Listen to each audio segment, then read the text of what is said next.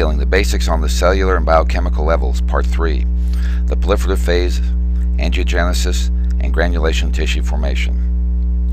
The proliferative phase of healing is complex and requires more time to discuss even in an overview like this lesson, so it will be broken down into parts.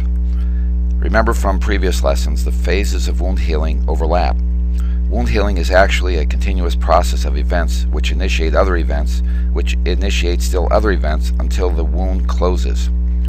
The phases of wound healing are useful in that it allows discussion of events by those who study and treat open wounds. In the clotting cascade and in the inflammatory phase of healing, many events were initiated which laid down the groundwork for events to occur in the proliferative phase.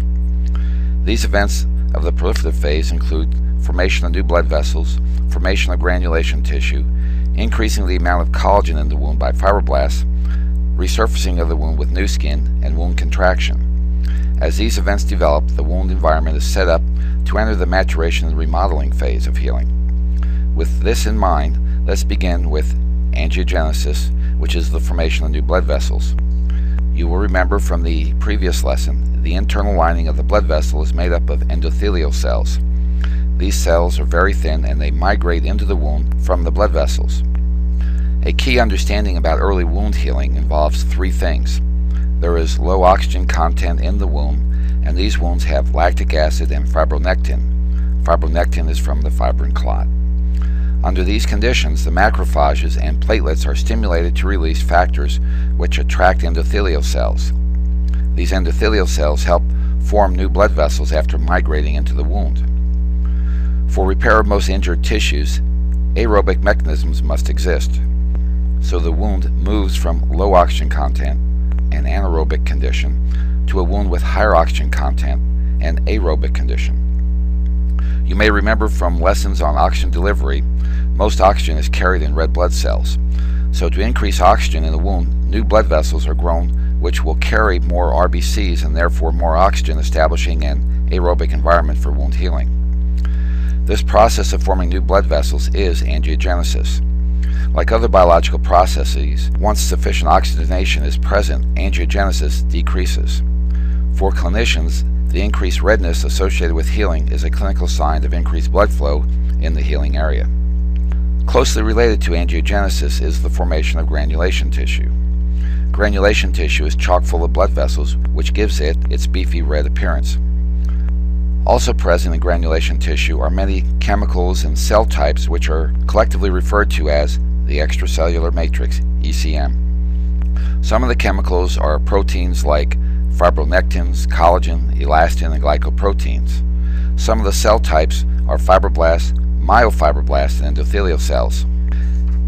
These components are important in wound healing and in normal tissue functioning, and they will be discussed in another lesson. A key concept to remember about an extracellular matrix is it assists in cell migration into and within a wound, and it keeps the wound moist. It is very difficult for cells to migrate in a dry environment. Remember from lessons 1 and 2 of wound healing, the first cell to migrate and is the dominant cell type in the wound is the PMN, and the second cell to migrate and dominate is the macrophage.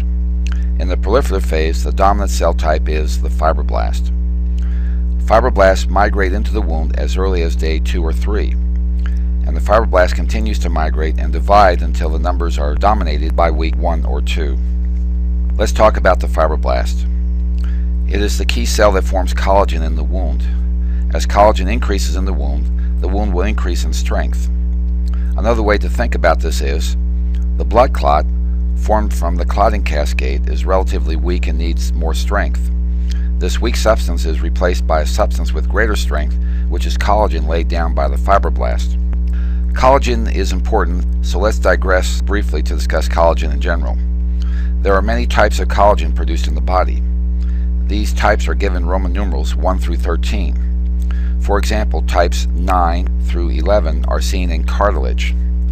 For wound healing, type 3 collagen is laid down first. Type 3 is a randomly arranged collagen. It is eventually replaced by type 1 collagen, which is more organized and found in normal tissue. Returning to wound healing, collagen is produced in the wound beginning around days 5 through 7, and will continue to increase until approximately day 40. At that time, collagen begins a remolding process. An interesting observation about collagen is it is reabsorbed. A way to think about this is collagen is formed or deposited in the wound, and then it is reabsorbed or degraded. Early in the wound healing process, the rate of formation of collagen, that is, the rate of deposition, is high. Later, the rate of reabsorption increases. Eventually, the rate of deposition will equal the rate of reabsorption. Essentially, there is no net increase in the amount of collagen in the wound. You may be asking what is interesting about that. There are some pathological conditions in which the rate of deposition is greater than the rate of reabsorption. This leads to an increased amount of collagen in the wound. In a special sense, one can consider such a clinical situation as a disease of overhealing. This would be a keloid or a hypertrophic scar. The difference between a keloid and a hypertrophic scar is the keloid grows scar tissue beyond the original injury site, and the hypertrophic scar does not. No difference can be seen when a keloid or hypertrophic scar is looked at under a microscope. It is a clinical difference in the behavior of the wound. A clinical example of a keloid is a patient piercing his ear. If this piercing leads to the formation of a large mass of scar tissue growing beyond the site of the original injury, then this is a keloid. A hypertrophic scar would limit itself to the site of the original injury only. An example of a keloid is seen in the photograph. The patient had the ears pierced in multiple sites and subsequently developed keloids. The scar is much larger than the original piercing. The patient presented to the clinic for correction of the deformity. The deformity of the wound and the weight of the keloid brought the patient to the clinic. It was a bilateral problem. The photographs were taken in the operating room prior to the procedure. The marks on the keloids were the preoperative surgical markings. The greater helix is located in blue. The earlobe is located here. The anterior part of the ear is the tragus and is located here. Notice the greater helix of the ear is badly scarred and the earlobe as well. The second photograph illustrates how thick the scar became. In most cases, the scar tissue grew beyond the original injury. Notice how thick the scar tissue became from such a small injury. This is characteristic of a keloid. In the next part of the proliferative phase of wound healing, epithelialization and wound contracture will be briefly reviewed. Thanks.